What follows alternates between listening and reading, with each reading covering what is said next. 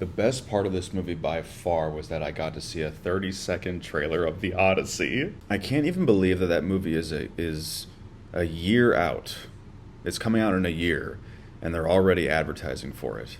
That literally is what it said during the trailer. While we were sitting there watching, it said 1 year from today.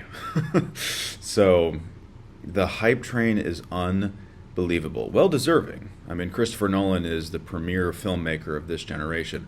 Although I'm really hoping that it doesn't have the kind of Phantom Menace effect where the film is so incredibly hyped that it can't possibly live up to its expectations. Of course, even as I say that now, I feel like that's not exactly a fair comparison because The Phantom Menace objectively is a terrible movie. So even if you had given George Lucas 30 years instead of 20 years between Return of the Jedi and Phantom Menace, it still would have been bad. And so I think that if you have Christopher Nolan, and if you got Hans Zimmer doing the music, and you've got all this incredible ensemble cast, admittedly with Matt Damon being kind of an odd choice for Odysseus, but still good, there's no way it's going to be bad. Famous last words, right? I know I had a bit of a controversial opinion with Oppenheimer. I didn't think it was his best work, even though I definitely want to see it again. But I can absolutely see why Hollywood is hyping the snot out of this movie, out of The Odyssey. I definitely expect it to be good. Do I think it's going to be a generational landmark of a film? I hope so. But I guess we'll have to wait 1 year from now. Enough talk about The Odyssey. Let's talk about Superman. Superman is another installment in the Superman movies that seem to have this uncanny ability to hire these men that are so handsome it almost doesn't seem fair. I mean, I get it, it's Superman, but I kind of think that you reach peak manhood with Henry Cavill. You don't get any more handsome than Henry Cavill. So for them to find another Superman, good on them. But he's only operating at 90% handsomeness. I'm talking about his handsomeness way too much. Probably the biggest standout of this entire film is the acting, which I definitely was not thinking that I was going to praise the film for that. I didn't think that any kind of superhero movie necessarily owes it to the audience to have really, really good acting, but it was pretty solid. It was pretty good from everybody involved. David Corenswet, I really hope I'm saying that correctly, was obviously good as Superman. Rachel Brosnahan, again, I hope that I'm saying that correctly, was excellent as Lois Lane. In fact, I think that she did the best job out of everybody, even though this film was filled with many strong actors. I think that she, by far, was the best. Nicholas Hoult killed it as Lex Luthor, but, that's unsurprising. He kills it in every kind of role that he's in. I really want to see Nosferatu again. Of course, Bill Skarsgård is awesome. But Nicholas Hoult is equally as awesome. A surprising standout was Eddie Gathegi.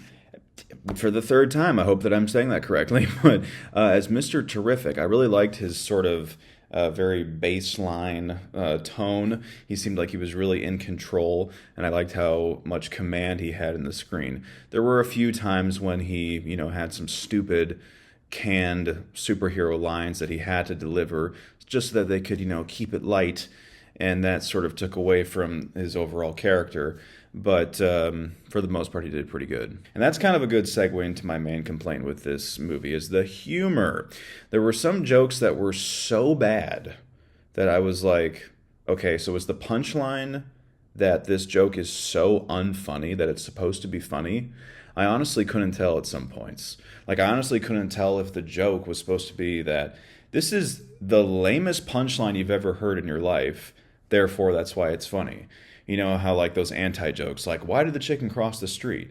He didn't. He got run over by a bus. These anti-jokes. So, and I know that I have made it no secret in my Avengers Endgame how much I really hate this quippy kind of humor in superhero films because I don't feel like it doesn't add anything. It does the complete opposite.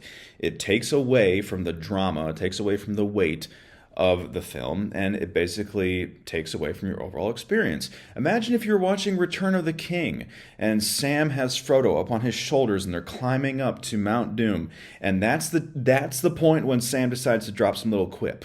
Or what if, Gollum comes out from the rock, he's about to attack them, and that's when he decides to say some kind of little joke.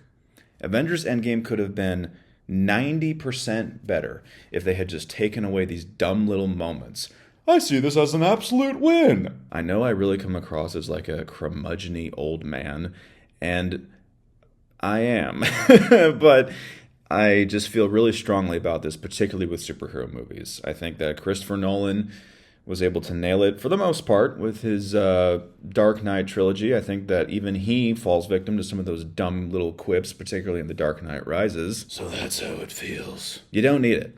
You don't need it. Okay? You can have small little moments of comedic relief, like in The Two Towers when everyone is going to Helm's Deep and Aragorn, makes fun of Gimli by saying, like, it's the beards. That's perfect. That is perfect. You want humor to be the salt on the meat. You don't want the humor to be the meat. So the humor by far was the worst part. Also, the first part of the film, the entire first half, was the weakest part of the movie. I didn't really understand what it was trying to do. I didn't understand exactly what the stakes were. There wasn't a progressive momentum of story. I thought that it had some nice story beats, like when Lois Lane is interviewing Superman. I thought that was a really great scene, even though while it was happening, I wasn't really quite sure of her motives, because there is multiple layers of motives within the interview, which makes it interesting, but I wasn't quite sure what she was going for. But if you can hang on through the first half of the movie and you can get to the second half when the action starts unfolding, that's when it gets to be pretty fun. I had a lot of fun with this movie. I thought that it's definitely released during the right time of the year. I think that it is absolutely a summer movie. It's the kind of movie that people are going to watch and they're going to be like, that was fun, and then just kind of move on with their day. And there's nothing wrong with that. Another aspect of this movie that might work for some people, might not work for some other people, are all the unexpected appearances. Or at least the characters that I don't particularly recall seeing in the trailer. They tried to sort of slip in the Justice League into this movie, and this isn't a spoiler because it's like 60 minutes of the entire movie. And admittedly, it was fun, particularly Nathan Fillion as the Green Lantern. Now, I didn't really know much about the Green Lantern. I never saw the movie with Ryan Reynolds because I heard that the reviews were terrible.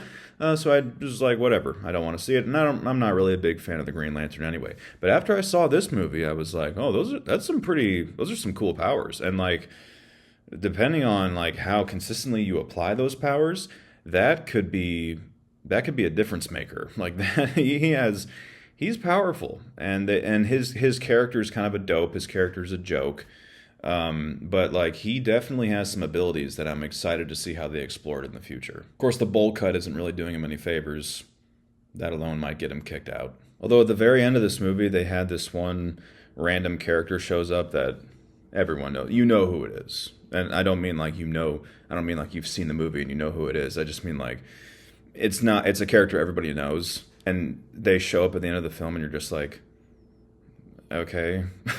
Like in the same way that I feel like with some of the jokes, they had these like little beats, these like little pauses to like make room for laughter. I feel like in the same way, James Gunn kind of introduced this character at the end just for the audience to be like, hey, I know them. Pandering fan service has to be in my top 3 least favorite things in movies, and that was my number one gripe with The Force Awakens. Even though that film is solid for the most part, the fan service was just blinding. There was too much of it. And so whenever I see fan service, especially in summer popcorn movies, I'm just like, you don't need to do that, okay? You just treat the audience with some respect. Lex Luthor had his sort of obligatory I am the bad guy speech, but I actually thought it was pretty good. He has this whole bit about how, like, envy is his purpose. Like, that was really cool. It was almost Shakespearean. It was a little, like, Machiavellian type stuff. And, of course, if anyone's going to pull it off, it's going to be Nicholas Hoult. You could easily forget that he's British because his American accent in this movie is so perfect. And I know I've been griping about how, the movie doesn't take itself seriously, but there was one point where this character acts a certain way at the beginning, and it really feels like they're just trying to ram a trope down your throat, ram some kind of cliche down your throat. But then at the end, it actually has some kind of payoff. It actually is like a bit of a twist. It's a bit of a twist, a little plot twist for you. So I appreciated that, and I thought, oh, okay, maybe there is some purpose behind it. Of course, they still couldn't resist making it kind of like, haha, isn't that funny? Please laugh. You know, in the same way that clip, like that politician was like, please clap. You know, that's the real problem. Like, a lot of this movie had a lot of please laugh moments. I had a good time with this movie, particularly the second half. It was fun, but at the end of the day, it was pretty forgettable. I recommend going to see it. You're going to have some fun, especially if you see it in IMAX like I did. Side note, it feels like everything is in IMAX these days. This could be movie theaters' newest strategy for getting people to come see the movies. And, you know, I understand the movie theaters are still, even in 2025, kind of holding on by a thread. But IMAX is not the way to do it, okay? We've got to make better movies. That's the goal. Make better movies. Better screenplays, better drama, better acting, better directing, better everything. People will return to the movie theater. Not saying that IMAX won't help, but the essence of getting people back into the theaters is better movies. Go see this one with your friends if you want. Have some fun with it. Walk out of the theater. Forget about it. And I'm going to give this one a 6.8 out of 10. So, have you seen Superman 2025? What are your thoughts on it? Or let me know your thoughts about any kind of Superman movie, Man of Steel, whatever it might be. Whatever your thoughts are, let me know down in the comments below. Thank you guys so much for watching. I truly appreciate it, and I'll see you on the next cinematic adventure.